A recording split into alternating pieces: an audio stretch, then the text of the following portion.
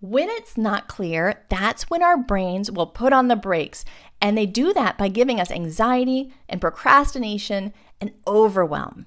So the way to make this super clear for ourselves is to answer any questions or arguments that our brain comes up with before it can even come up with them.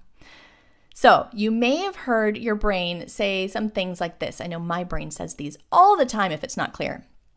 It says, "Oh my goodness, this is going to take forever." And it puts it off. And you just say, okay, well, I'm going to do it later because I don't have time. Or maybe your brain has told you, I'm not sure what the right decision is. Should I keep it? Should I let it go? I don't know. I'm just going to decide later. And that anxiety builds up and that overwhelm, and you end up putting it off. Or sometimes your brain might say, I don't know what all of the steps are. And if I don't know all of the steps to the end, then how can I even complete this? So I'm not even going to get started. All of that will shut you down before you even get started.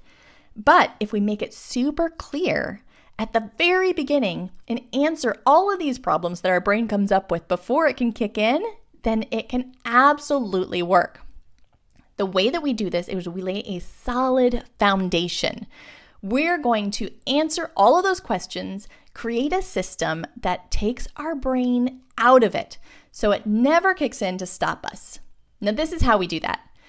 First off, we are going to use a 3-ring binder and quick grab folder system. So you see in the picture, there's the 3-ring binder, and behind it, there's that quick grab red folder. And I will go more into that in a minute. And then you're going to define what your categories are and what contents will go into this. So this is a brainstorming time. You're just going to do a brain dump, create the categories that you want, and brain dump all of the different types of papers and information that you want to make sure are included in that category in your binder. Now, I'm going to make this a lot easier for you.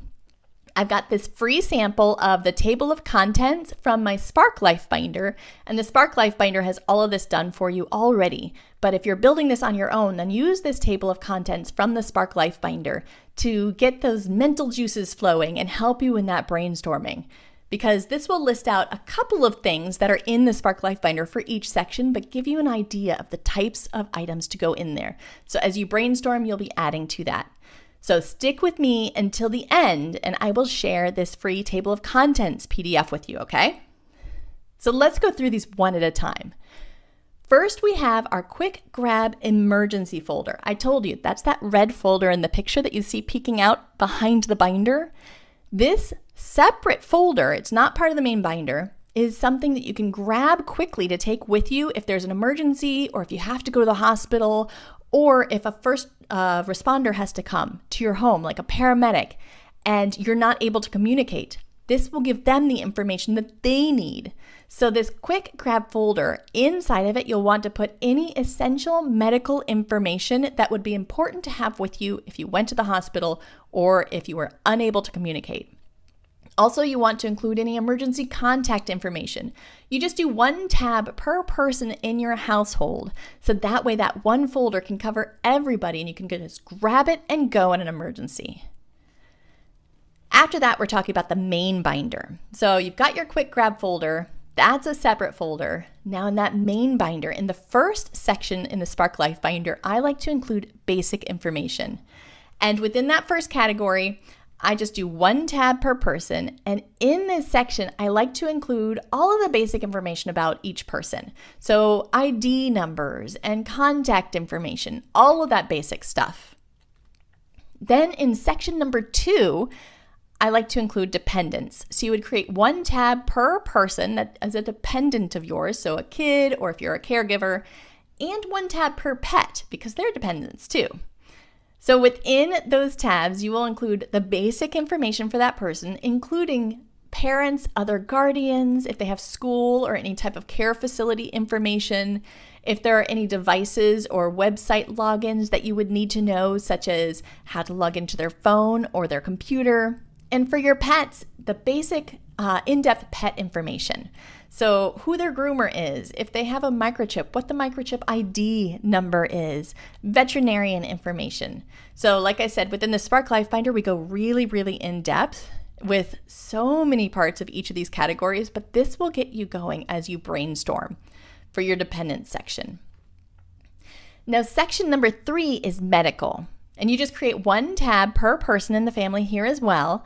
But this medical section, some of it does duplicate what's in that quick grab emergency folder, and that's okay. So you have two choices. You can either duplicate the information and include it in this medical section as well, or you can just reference in this medical section to look for the quick grab folder and where it's at, and that way that information is accessible to whoever is using the binder. But also in this medical section in the main binder, you'll want to put all of the medical information that you would not necessarily bring with you to the hospital. So family history, medical conditions that might not be current, healthcare providers, any of that medical history documentation that you would not necessarily grab in an emergency. So section number 4 is end of life, and I know that this section can be really hard sometimes for some of you, but this is a really important section, so I don't want you to skip over it because you're scared. Now, with the Spark Life Binder, I have worksheets that make it super, super easy to go through and have some of these discussions or make these decisions. You just fill in the blanks and answer the questions, but make sure to fill this out. Create one tab per person, but include in this section things such as preferences for memorial services or hospice care, what people should be contacted if something were to happen. Any of that end-of-life information can go into this section. In section number 5 is finance and insurance. Now, usually you can just do one section per household. You don't need tabs per person for this section. But this would be all of your financial data. So your bank accounts, your credit card accounts, investment accounts. Do you have any stocks or bonds, paper stocks anywhere? This is also where I would include insurance policies. Now, I get asked all the time, do you put your whole insurance policy within the binder in this section, or do you just reference where it's at? And you can do it either way. I know for myself, I like to just reference in this section where the insurance policy in full can be found, and I list out the details about the policy. So I would include in this section the insurance policy number, the company name, the policy type, the contact information for the company, and some details about what it covers. But then I would also simply write where you can find the full policy, whether it's logging onto the website or in my file cabinet and which file it would be in. That way, it does not fill up my binder to make it super heavy because insurance policies are so thick. I don't want my binder to get too full and too heavy. But if you prefer to have your whole policy within this section, you absolutely can. There's no reason not to. So feel free. Do a 3-hole punch and put that full insurance policy in this section. Just grab a bit of a bigger binder because it will add a bit of bulk.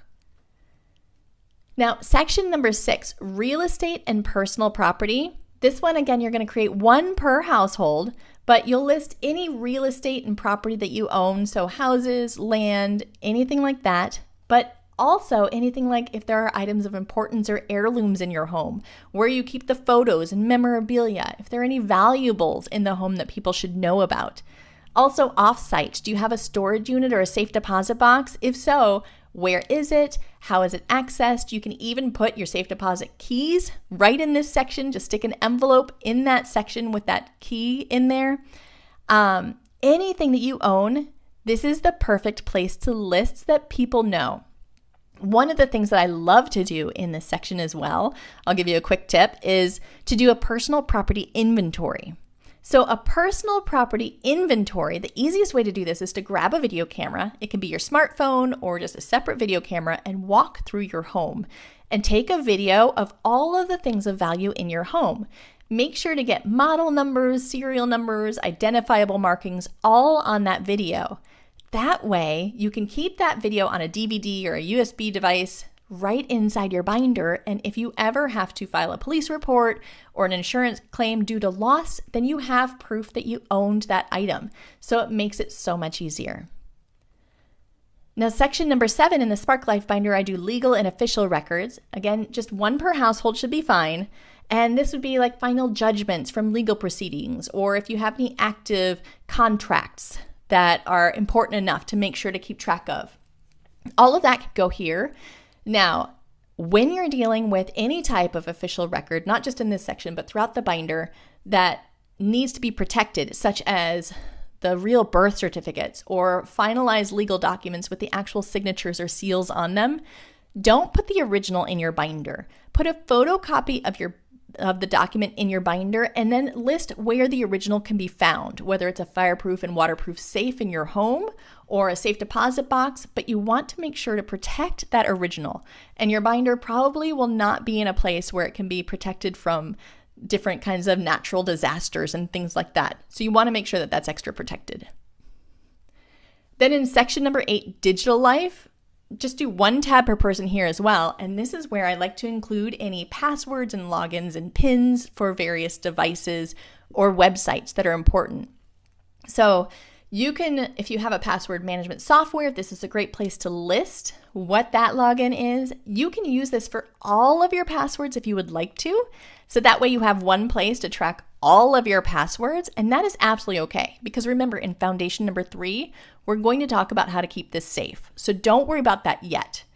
But if you don't want to keep all of your passwords in here, that's perfectly fine. Just make sure to keep the important ones, such as bank logins, how to log into your computer or your cell phone, your email, things like that. Make sure to list at least those really important passwords in this section so that your loved ones can access things if you're not around.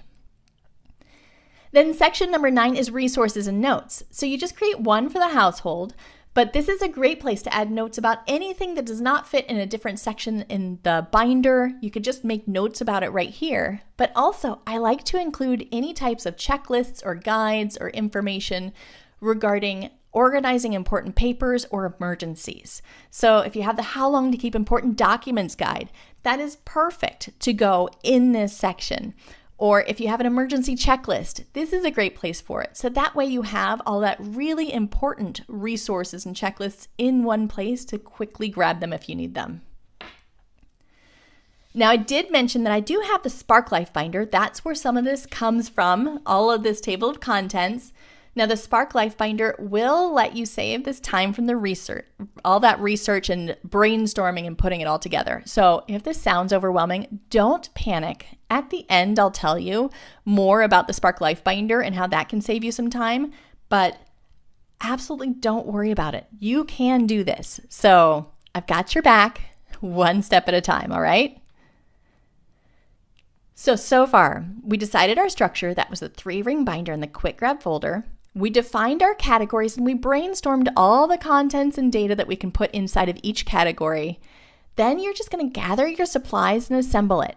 So some of the supplies that I like to use a strong, high quality 3-ring binder. And usually I do about a 2-inch or so, 3-inch if you're doing insurance policies and keeping all of your papers in it. But make sure that it's high quality because this is something that's going to be active for the rest of your life. You're going to grab this and go many, many times throughout your life. So get that quality 3-ring binder. Also, dividers are really helpful. For the quick grab folder, I like to do a plastic 3-prong folder. So that way it holds up better because that plastic is a lot better than those paper folders. But USB drive is really good. Tabs are great. And kind of customize it and make it your own and have fun with those supplies too. And then step number 4 is the most important step. This is where we take our brain out of the system. We're going to create fill-in-the-blank worksheets for our system so our brain never has to wonder what information is important, what needs to be kept, what details to write down. We've already made that decision for our brain, so it can't kick in worrying about decisions or next steps. Now, this is what sets this system apart from other systems. It's one of the things that makes it super, super clear. So we're going to make our decisions only once at the very beginning with these worksheets, and then you don't have to make decisions ever again after that because you've already made them.